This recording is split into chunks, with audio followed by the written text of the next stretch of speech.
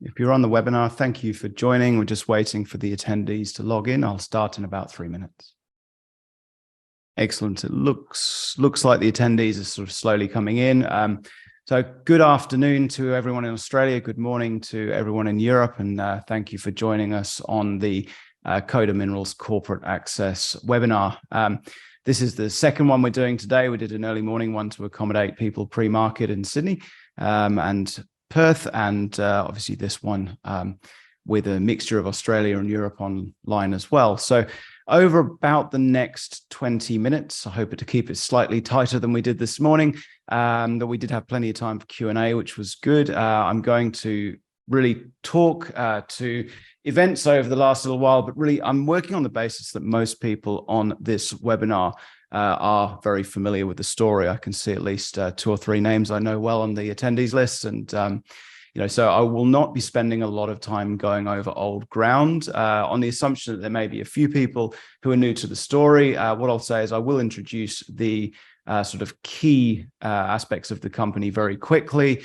And then I would point you towards our YouTube page. It's probably the best place to go. The post-scoping study webinar would be the best video to watch for recent information. I'll also be talking at the RIU Sydney and the Resource Rising Stars in Gold Coast over the next couple of weeks as well.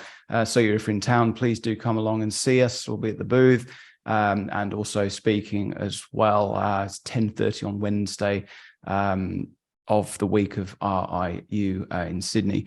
So again, thank you for joining. We're going to do it a little bit differently today. So I'm working on the basis that most people, as I said, are familiar with the story. And then we're going to really talk about the future. I'll recap on a couple of new slides where we've had some feedback that maybe in the previous pack were not clear enough. So I will briefly touch on those aspects of the study. And then I'm going to hand over to our geology manager, Matt Weber, who is really going to talk about the recent exploration work that we've been doing. This applies to both the IOCG and the sedimentary copper cobalt.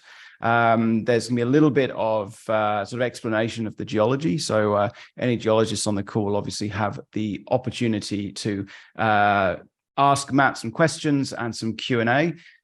He did a very fancy show this morning using a couple of tissue boxes to demonstrate a half-graben system. No expense is spared at Coda on these things, but we will go through that during the session as well. So with that, I'll move on. And as I say, I'll move through the main story pretty quickly and just sort of hit the highlights and then get to really the corporate strategy.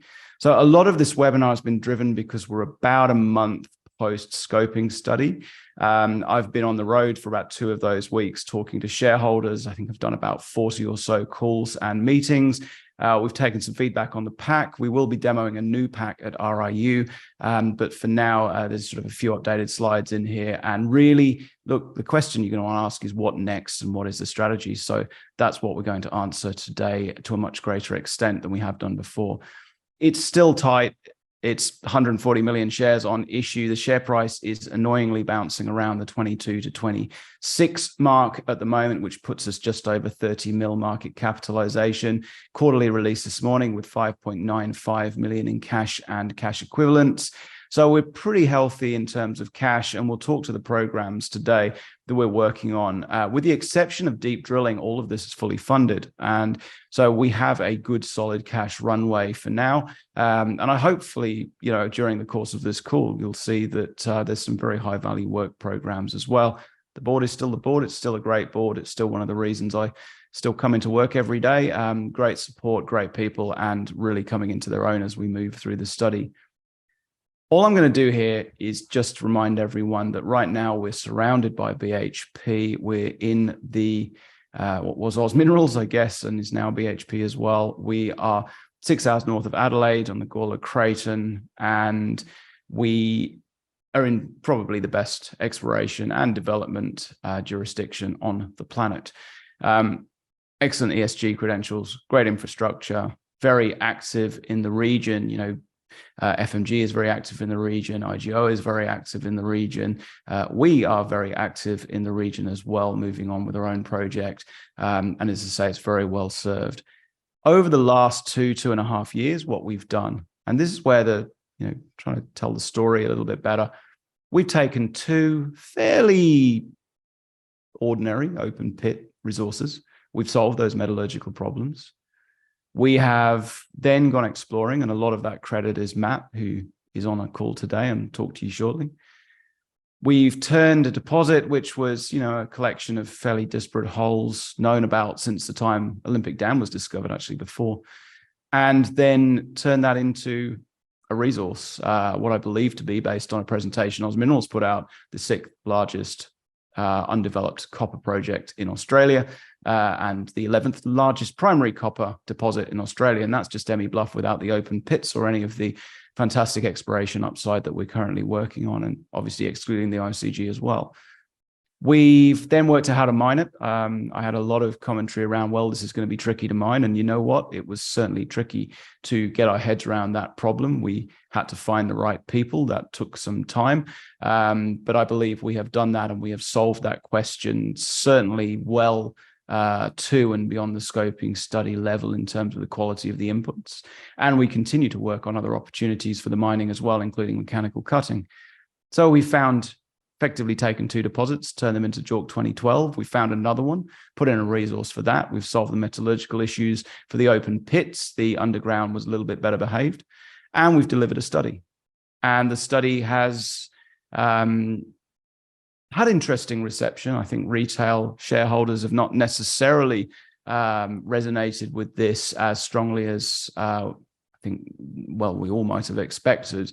But the reality is that the path forward is critical. And this has resonated incredibly well with funds, and it has resonated incredibly well with the sort of companies that help companies like us take these projects forward.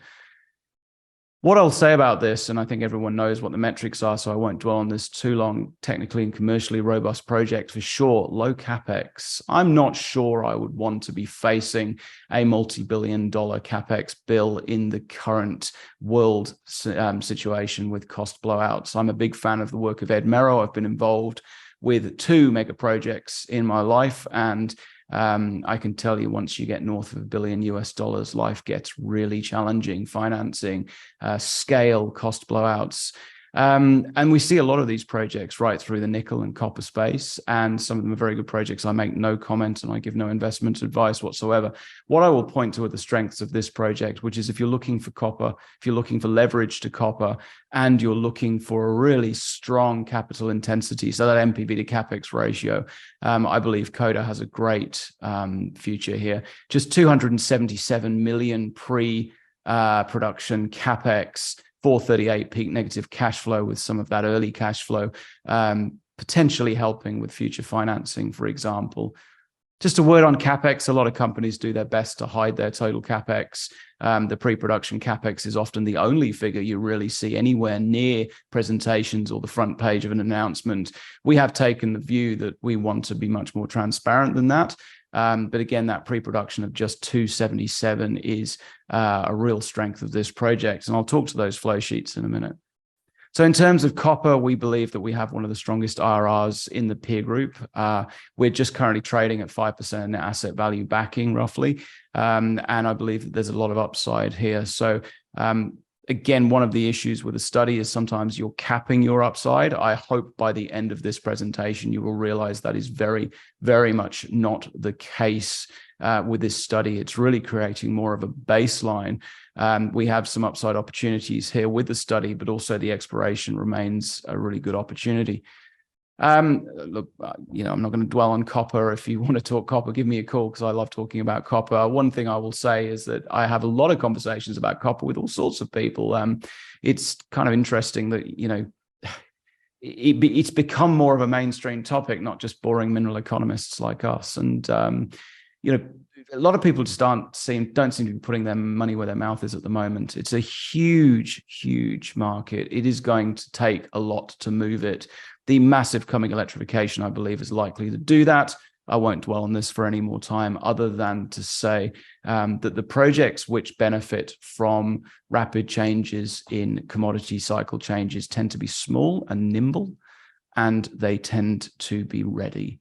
I believe this is a nimble project. It is small enough that it doesn't create mega project challenges.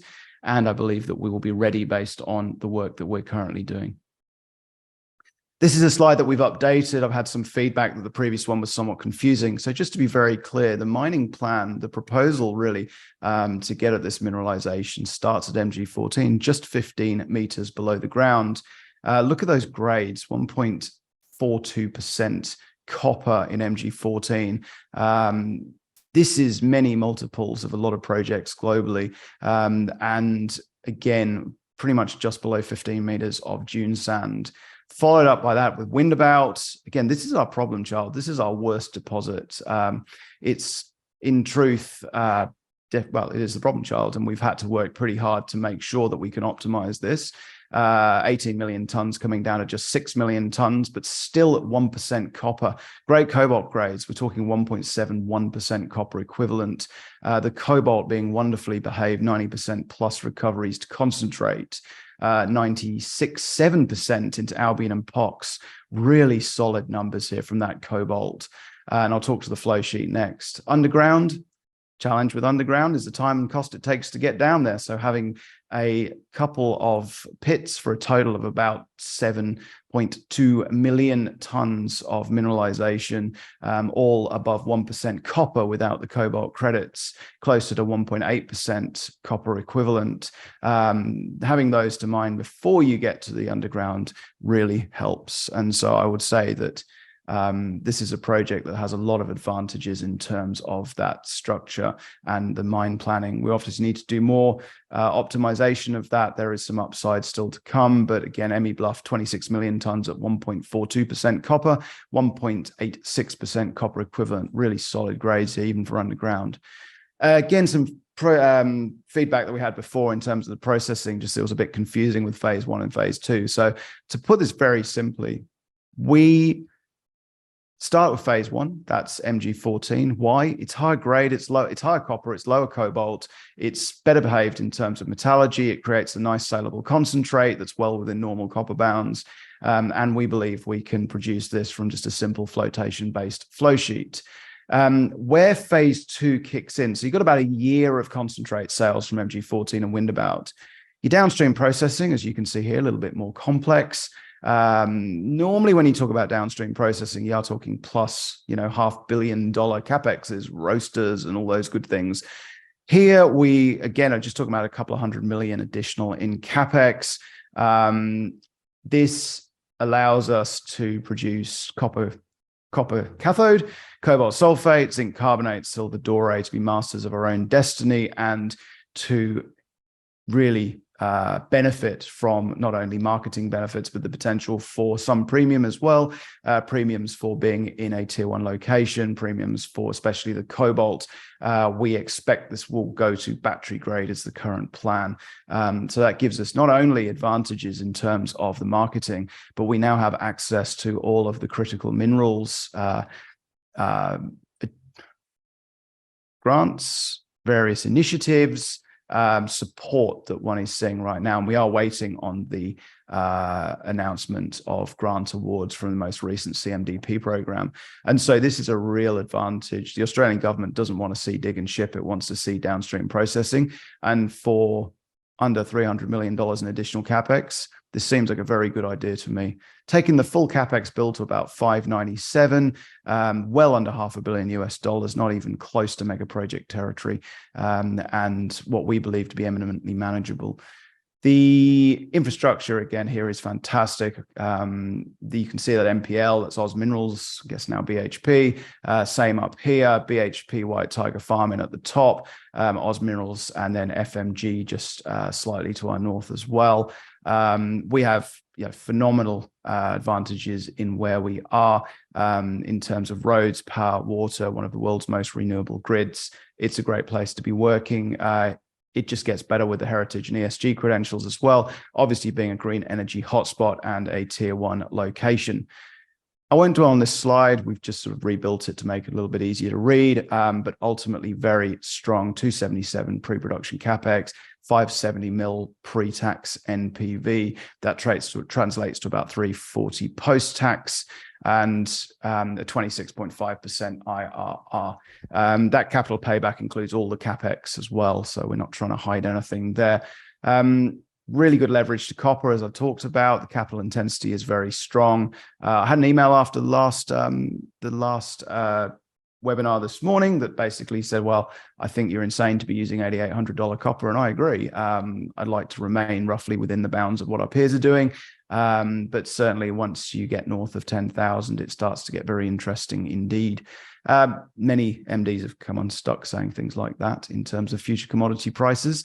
I believe copper is going to be very different in terms of its supply elasticity. We just don't know where it's coming from, and the world is moving inexorably towards energy transition. And so we have run them at spot. This stacks up well at spot, but the upside is there without doubt. Okay, so talk for about 15 minutes or so, and this is the sort of main thrust of my part of the presentation before I hand over to Matt. The path forward. I keep getting calls saying, do you have a strategy? And the answer, of course, is yes, we do. To what extent do you want to be wall-crossed? Because I can't discuss the strategy with you unless you are. So one of the interesting things I find is often the assumption that teams aren't moving things forward in the absence of sort of daily reports to the ASX, which clearly we can't do. Sometimes that's hard to convey. So what I wanted to do today is actually take the opportunity, and we put a lot of time and effort and thought into trying to convey to you what we're trying to achieve without obviously breaking any market rules, getting ourselves in trouble with any confidentiality or breaching sort of forward-looking statements. And so what I want to convey here is first, in terms of cash management, $5.95 million in the bank, basically $6 million at the end of the quarter. We haven't spent anything material since then either. The current programs you see here, with the exception of deep holes, are all currently funded. So what are we doing? A lot of companies, it's tiring, it's hard work. There's only 6 or 7 of us maximum any one day in the office, and really sort of 3 or 4 pushing the, or 4 or 5, sorry, pushing the technical team and technical work forwards. And so that, it can be a challenge. You get these things out and everyone sort of stops and looks around and says, okay, what next? We've always been pushing forward. So the minute this went out, we were drilling on the day we listed, and we were doing surveys on the day that we put the study out. And that's kind of the culture here, as we keep things moving forwards. How are we doing that with a sensible cash balance? We're focusing on the value drivers. And so the PFS work really focused on the next stage of optimization here. I would have liked to have included all of these within the scoping study and to have this reasonably locked down. I suppose if I'd done that, it would technically be a PFS. If definition to me of a scoping study is you put forward the options. A PFS, you lock them down. A DFS, you take that one option forwards and put the definitive information around it. A lot of companies don't do it that way, but that's certainly how I believe it should be done. Mechanical cutting is one side opportunity. And what we're doing here is looking at the value drivers, looking at the cost of work. Most of this work, actually, the cost has been sunk already. And we're looking at the potential effect on the project. So the general rule around here is, it has to have a material impact on the project. Mechanical cutting has the potential to do that. It's faster, it's more selective. Obviously, it's a different underground mining method. We're well advanced with that work. If it doesn't work, we have a fantastic base case that we've already put out. If it does work, then it has the potential to have quite a material impact on not only the net present value of the project, but also the risk profile.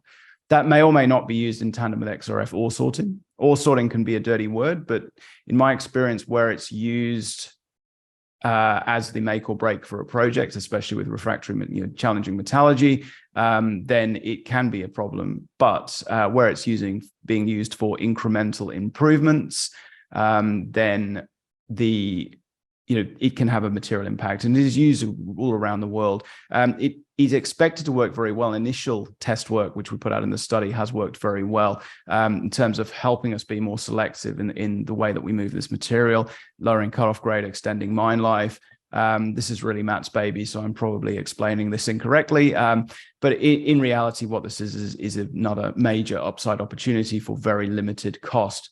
Critical path stuff, it's not sexy. A lot of companies forget it, but I talked about the companies that do very well in the mine cycles. I'm not going to name them, but I do spend a lot of time looking at the history of various cycles. And the commodity cycles, as I say, the companies that do well are the ones that are ready, the ones that can get into production. I was once involved in taking an iron ore mine from basically unbroken dirt to being sort of all moving towards a ship in 6 weeks. Now, there were special circumstances there, admittedly, but being nimble is extremely important, and getting things moving very quickly. And so we're really focused on that critical path. We can use internal resources. It's not costing a lot. But these are the things that companies, when they look at projects, they look at partnerships, they look at acquisitions, they want to see that's done. Because in larger companies that don't have funding issues and don't have so many staff issues, then it does get done, and it's taken for granted that these are things that need to be done. So we've really focused on, again, high impact, lower cost items, so big ones, critical path, moving that forwards. And then as a subsector, again, where things have sort of a $20-30 million potential impact, put 4 of those together, there's $100 million. And we spend a lot of time working through some of those problems as well. Exploration. I'm not going to spend a lot of time talking about this because obviously Matt can do a much better job. And I'll hand over to him in about 2 or 3 minutes. But we're really focused on advanced geophysics, next-gen targeting, both for the IOCG and also the sedimentary copper cobalt. Make no mistake, this IOCG is a live and well opportunity. It has been more challenging than we hoped. 99.9% of exploration campaigns are more challenging than hoped, but this remains an absolutely live opportunity. Matt and the team has been doing fantastic work, and he's going to talk to you about that in a second. Same goes with sedimentary copper cobalt. Let's be clear, it's pretty much 6 kilometers of unconstrained area to the east of Emmy Blav. And these graben deposits rarely occur in isolation. So perhaps Matt can just mention that briefly in a second as well. Discovery-driven value accretion. Most studies are like, well, this is what we've got. Pretty much know what's there. Putting a cap on it, it's what it looks like. With us, we have a lot more exploration left in the tank. BD, we are targeting synergies. There's no need for that hydromet plant to be on site.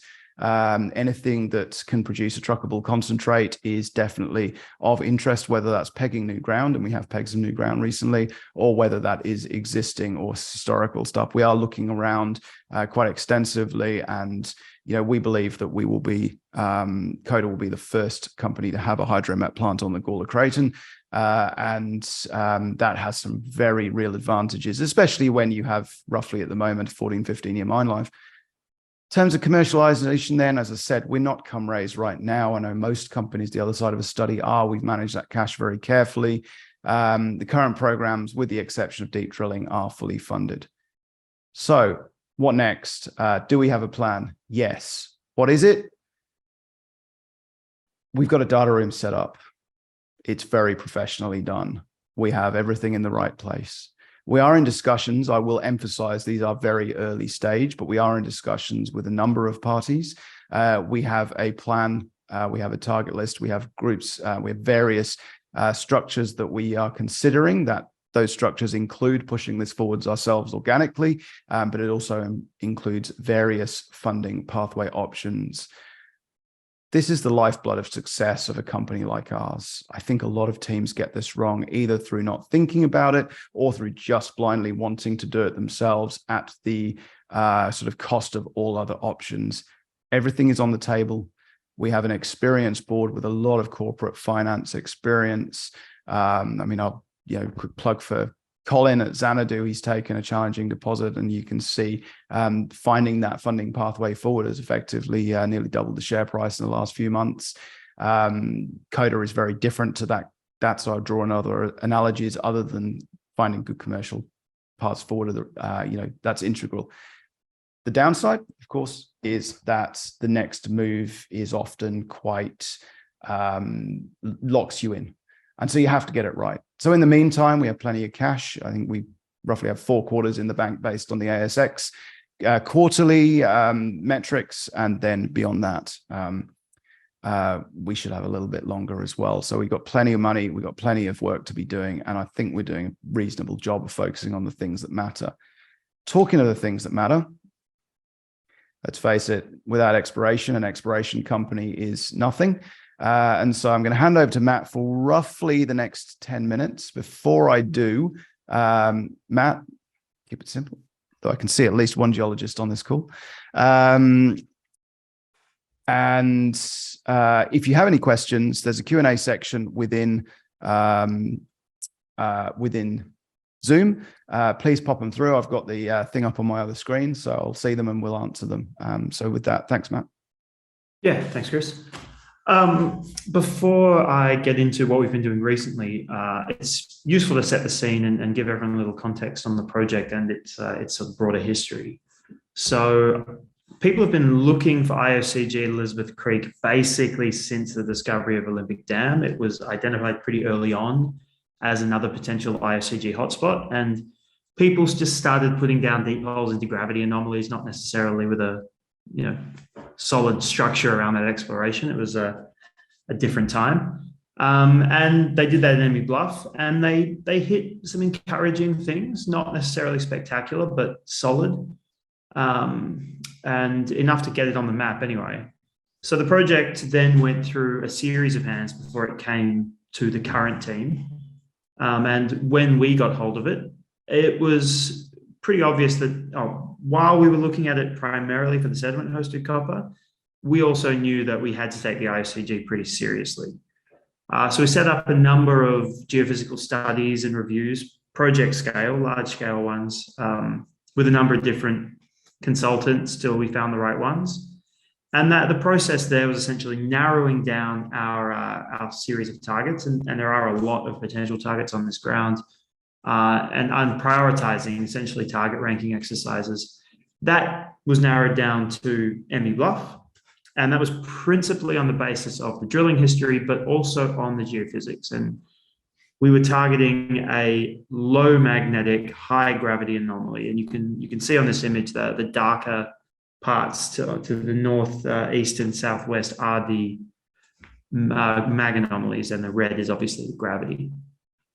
So with that hypothesis, we went up there in May of 2021, not too long after we listed, and we went down with the drill hole and we got our first IOCG hit. So that was pretty exciting and pretty validating for the hypothesis. So we followed it up, we did quite a bit more drilling, and we kept getting hits. But often those hits were either not quite what we expected or not quite where we expected. So we kept working and kept drilling and learned more and more. And we came to the understanding that's summarized here. So the hypothesis at the time was that we were dealing with essentially a north-northwest trending structural corridor, which was generating these fractional sulfide deposits in a couple of lodes, basically being driven by a series of conduits aligned with the anomalism that you see here. And essentially that was hypothesized to be forming along a sort of a half graben structure. So for the non-geos in the room, a half graben is it's what happens when you accommodate extension by rotation. And to make that a little bit clearer, I do have props as promised. If you imagine an extensional force applied to blocks, it rotates to accommodate that. It gets a bit wider by rotating. And that gives you this large scale structure sort of essentially running up there. And it also, as a bonus, gives you a basin, you can sort of see in the middle there, which you can fill up with shale, which we thought worked very well for our Emmy Bluff copper cobalt deposit. So that was where we were at during the drill program.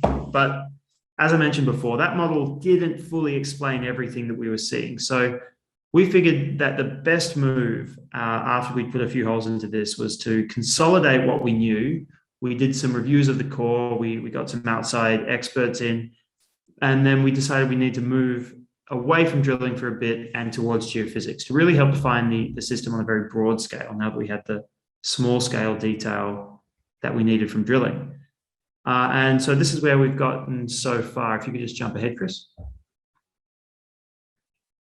Right, so what we're looking at here is a north-facing section through our ANT model. So that's ambient noise tomography.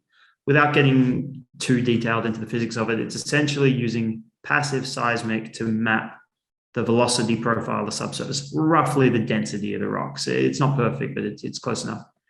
So the model was generated based on 3 surveys that we did at Emmy Bluff, and it did a pretty good job. you can see here it's spotted the Tapley Hill, directly imaged the Tapley Hill Formation shale, which is the host for our copper cobalt. I'll come back to that a bit later.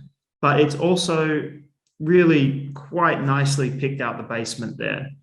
And the geos in the room will probably be looking at that going, that is not a half graben, and they would be right. What we're interpreting that as is a Horsten graben rather than a half graben. So the difference there, and I will go back to my props, is you're still accommodating extension, but you're essentially doing it with angled blocks and sort of raising and lowering. So you tend to get Horsts, which are the elevated blocks, and graben, which is the relatively lower block. And again, you also find yourself with a little basin in there that you can fill up with shale. Now, these are both quite common in extensional terrains. Neither of them is unusual from a geological point of view, but they do materially affect how you explore and what you're looking for. You can just jump ahead again, Chris. Right, so given the information that we have, this is where we're at in terms of interpreting the ME system overall. So step one, this was well before the mineralization, is that Horsten graben faulting, and it would have produced some quite dramatic paleotopography and some pretty large scale faults, which would probably have penetrated quite deeply and would have been capable of being the conduits and the fluid transfer plumbing, essentially, that would allow for the deposition of quite large scale deposits of iron, sulfur, and copper gold. Later, during the 1590 event, basically the Olympic event that generated Olympic Dam and all the other IOCGs on the Gawler, the first phase of not quite mineralization, but essentially iron coming in the fluids, large scale amount of iron, and that's what generates your gravity anomalies that got us here in the first place. That iron would have filled in a lot of the void space and hardened a lot of the rocks, made them resistant to weathering later. And then the unusual thing happened that I think is why there is a proper deposit here as opposed to just a disseminated low-grade body. The very unusually, there is what's called a thrust sheet. So essentially a slab of hard granite that is being pushed into the rocks. I didn't believe that at first. It doesn't happen often, but we've had it dated and it's definitely older than the rocks around it. Very unusual. But that is moving sort of east-west relative to the sort of roughly north-south faults. And the result of that is that the faults eventually get sealed by this thing moving across them. And that prevents fluids from getting past that granite. So when later pulses of mineralization, particularly, and in this case, the ones that hold the copper and gold come in, they can't get through that granite. And so the pressure builds up and they're forced to push out into the surrounding rocks. And that's what generates these loads. They're sort of subparallel, horizontally spreading, and probably defined largely by the permeability of the strata that were there already. After that point, quite a lot after that point, the ground eventually just got covered up by more and more sediment. But because you had such dramatic paleotopography, that basin was able to propagate upwards, essentially through compression of the sediments. They would fall on, they would get compressed. They would fall on, they would get compressed. And the basin continued to move up until it got to about 660 million years ago. And then the Tapley Hill shale was deposited into that basin, finally filling it up. That would then later, that black shale would later, by a completely separate mineralizing event, be turned into our ME Bluff resource. So what we've essentially done through the geophysics and through the drilling that we've done is come up with what I think is a very plausible and probably accurate model for how these two deposits are related. They are very, very close to each other. They're only about 400 meters apart up and down, and they literally overlap. You can drill through into both deposits with a single hole. And historically, it's been quite difficult to figure out, well, what's the relationship there? Are they related genetically? Did the copper come from one to the other? We don't think that's what's happening. We think that they're structurally related in that you couldn't have had the Tapley deposit without the IOCG, but that the copper has come from two completely separate spots. So with that understanding, we can have another look at our geophysics and we can do some really interesting, make some really interesting exploration assumptions and hopefully generate some targets. So if we can jump ahead one more time, Chris. Now we're looking at the same ANT data, but we're looking at it in plan view. So we're looking down. There are two slices through the model here. The red-orange colors, those are at about 400 meters down, and the green colors are about 400 meters below that. So what you'll see here is the green has a void in the middle. That's low velocity. Essentially, it's that valley, that Graben Valley that we were talking about. And that corresponds very closely to the red material. That's the direct imaged shale. At least it correlates very nicely with the direct image shale. And what's important about that is that both the valley and the anomaly extend a long way further south in our resource. That has become drill priority number one for me personally. I'm quite keen to put a few holes down there because it's almost a repeat of what we get further north, and it fits very nicely with our current hypothesis. The Graben Valley continues. There is no reason to assume that that valley didn't all fill up with shale and that shale couldn't all be mineralized. We have to test it. There are a few holes down there, but none of them have penetrated to the depth that they would need to penetrate to actually test this, so it is wide open.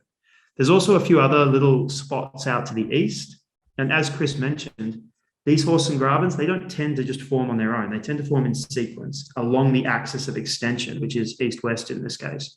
And out there to the east, you can see a few patches of that yellow-orange anomalism.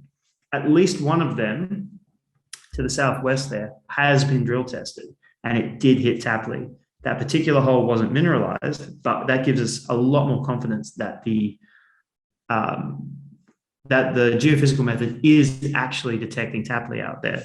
So again, neither of them have been properly tested, and I'm also quite keen to put a drill rig onto them, as well as see what's happening further to the east in that 6 kilometers of undrilled area. So away from the copper cobalt and back to the IOCG, the big exciting thing that we got out of this is you can see there is a northeast southwest trending structure there around where we drilled. We didn't know about that structure while we were drilling, and that might, and I think quite possibly does, explain why we were getting results we weren't expecting to get. Once you have that in context, you can see that the vast majority of the mineralization is happening in relatively close proximity to that structure and on the southeastern side of the structure. Once you get to the northwestern side, you do get mineralization, but it's materially less intense and generally thinner than what you see on the other side. So that opens up a pretty exciting targeting mechanism for us. We can look along strike, and we can take a hole that we maybe drilled a few hundred meters too far to the east, move the collar where we would drill a little to the west, put the same hole in, and we can anticipate, hopefully, if the hypothesis is right, a better intersect. So this is where we're at now. In terms of actual actionable drill targets, we're quite close to having them. But while this is very good, I have said to Chris on more than one occasion, I'm not quite ready to go out there and start drilling these very deep holes until we finished all of our geophysics. We have just literally in the last hour or so gotten our gravity data back from the guys who did that work. They did that a month or so ago, took about 3,600 stations covering this entire area.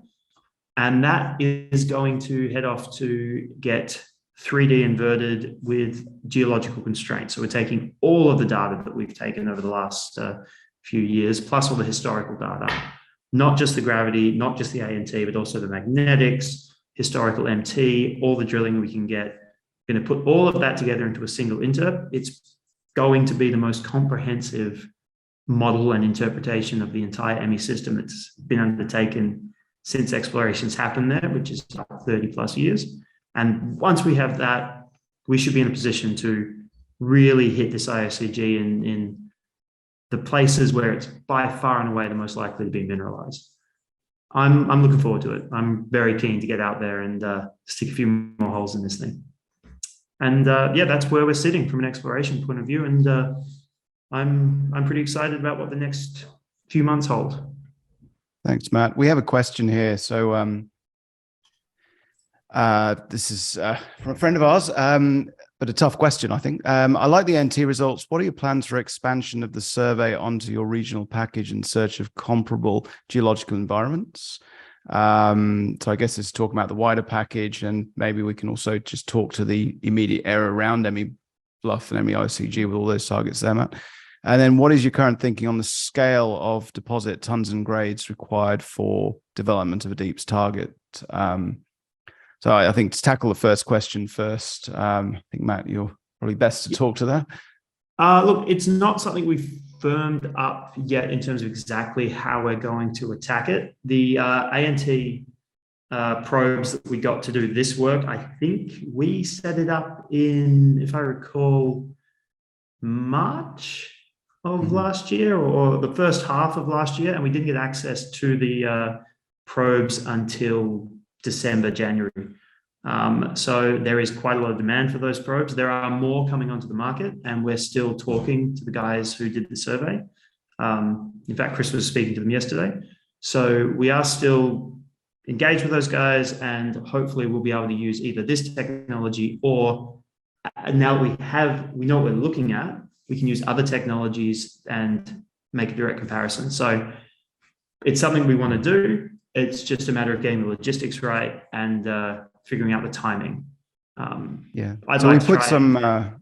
we put some stations down at Elaine. The information was a little bit sparse, wasn't it? And we're really looking, I think, just to talk more sort of commercially, obviously, we've done a lot of work. The market punishes you when you have a great drill intercept, and it was a great drill intercept, but it needed to be followed up, and it needed to be followed up with more of the same to be a completely convincing go forward case. And I think that partially answers your second question there.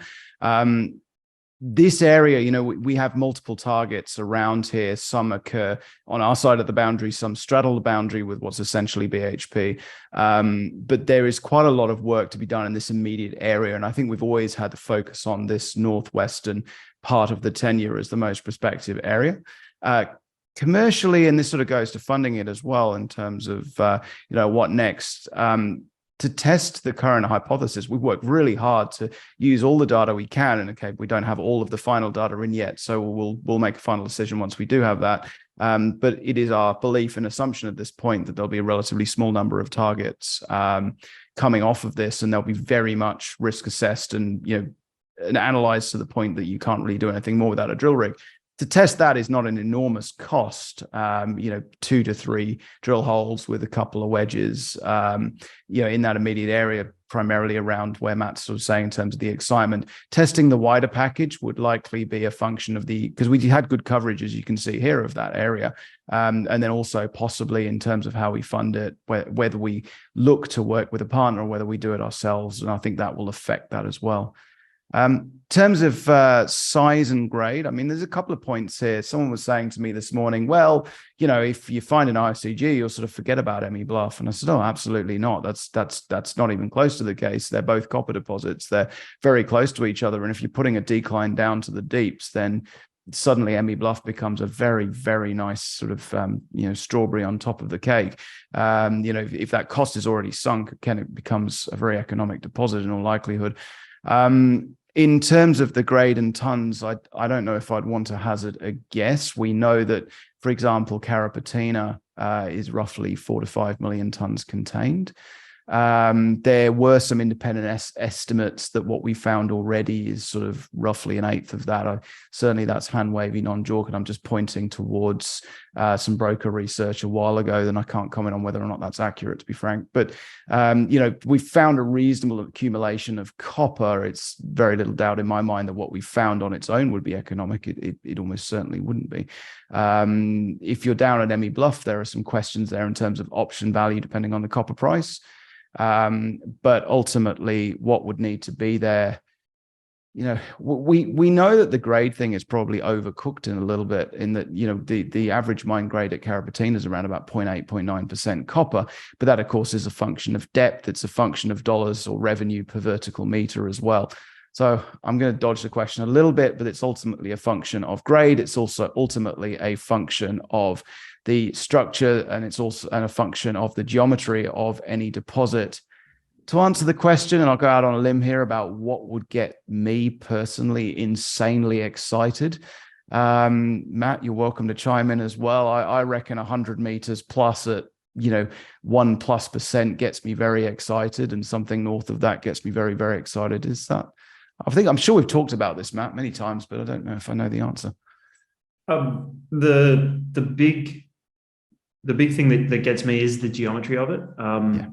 You don't necessarily need a big thick intercept if it's laterally extensive, and the scale of the structure that we're seeing in the ANT is pretty laterally extensive, certainly along strike, and we know it extends several hundred meters away from that structure based on our drilling now. So in terms of what we would want from a tons and grade, again, it's so hard to say without having done comprehensive mining studies in particular.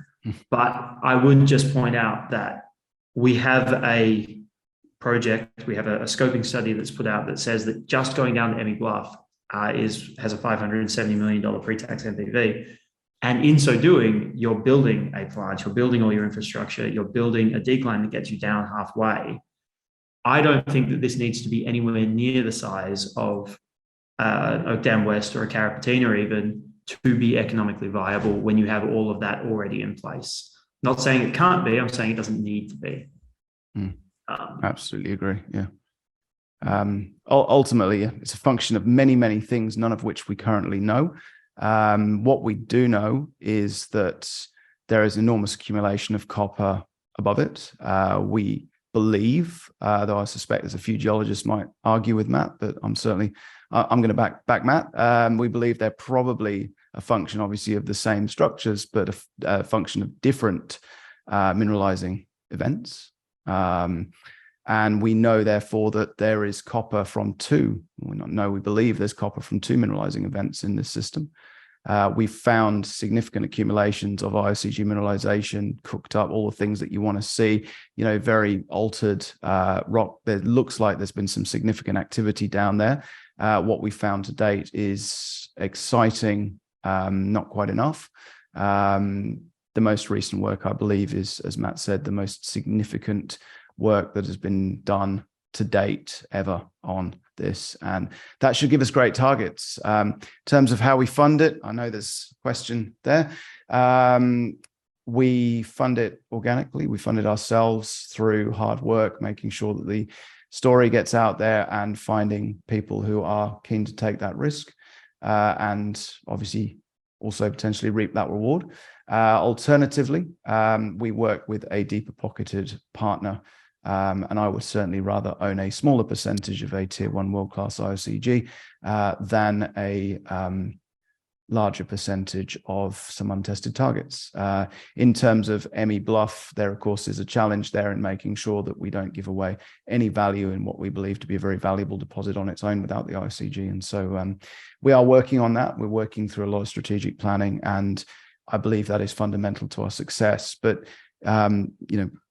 suspect the people on this call are the type of people that don't ask questions with the assumption that we're not doing it because you've taken the time to be here. But I do get a lot of phone calls or emails sort of with the assumption that we don't have a plan. We do have a plan. We're working on it. We're executing on it. We have a lot of work, which obviously we've talked about today, ongoing. But we care very deeply about this. And as I say, please understand we have a plan. We understand what we have as well. We understand strengths and weaknesses, I think, better than most people believe we do. And, we're good strategic thinkers. So the next year will be fundamentally important for Coda, but we're going to make sure it's also fundamentally successful. Now, with that, I'll just do a shout out if there's any more questions. Otherwise, we'll wrap up. We're around about sort of 45-minute mark. So hopefully bang on time. This video, or certainly the one from this morning, or maybe both, will go live.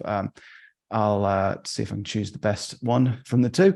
But if there's any information difference between the two, we'll make sure they both go up.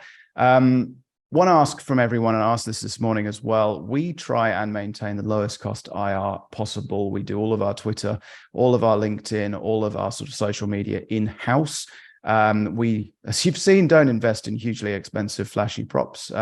Maybe if you buy some shares, we can afford to get Matt some Lego or some proper blocks, but we do try and tell the story better. We're going to be launching a sort of Investo Hub center as well.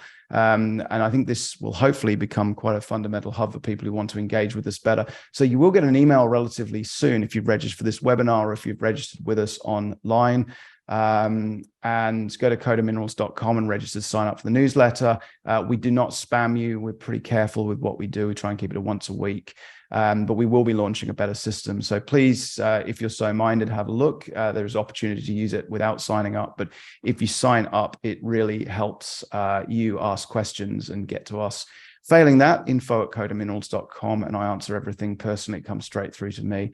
If you email and ask for a phone call back, you will get one almost certainly from me as well. So if you have any questions, please follow up. And look, thanks. I've actually been watching the attendees, and everyone stayed on for the whole period. So thank you for your patience, your time. And again, any questions, comments, the feedback, info@codaminerals.com. With that, I'll just pause for a couple of seconds if there's any other questions, but otherwise, again, thank you very much, and look forward to catching up again soon. I'm going to try and keep these at once a month so that we get a good opportunity to talk. So with that, thank you very much.